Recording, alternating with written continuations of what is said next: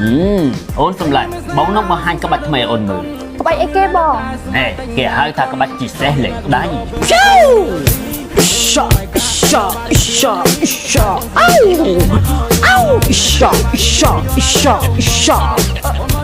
សួរលោកពូ អូចាក៏ដុំឆៃ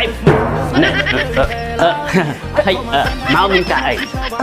ខ្ញុំគ្រូបរៀនរបស់ប្អូនហៃដារ៉ូ អូគ្រូបង្រៀនគួរតាមផ្ទះហ្នឹងហ៎ បាទខ្ញុំឃើញលោកពូធ្វើអីចម្លែកហ្នឹងមិនឃើញអ៊ីសអូណែអមបាញ់មិញគឺកំពុងតែជីសេះលេខដៃហ្នឹងណា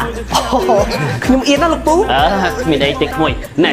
គ្រូបង្រៀនគួរតាមផ្ទះអញ្ចឹងល្អហើយតែពូតេទៅហ្នឹងហ៎ បាទតែពូតាក់ទងខ្ញុំតាម Telegram អូណាពូរបស់ពូនៅខាងលើឯងឡើងទៅណា អូគាត់នៅខាងលើហ៎ បាទ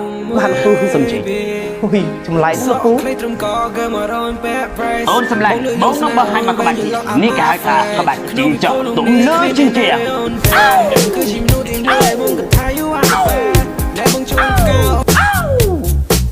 លោកពូ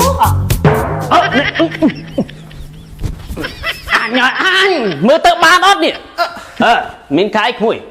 ខ្ញុំឡើងទៅលើមិនខ្ញុំដាស់អាអូនឲ្យវារៀនវាអត់រៀនសោះវាដេកទៅមួកនៅនឹងហ្មង ហើយឡើយធ្វើយ៉ាងម៉េច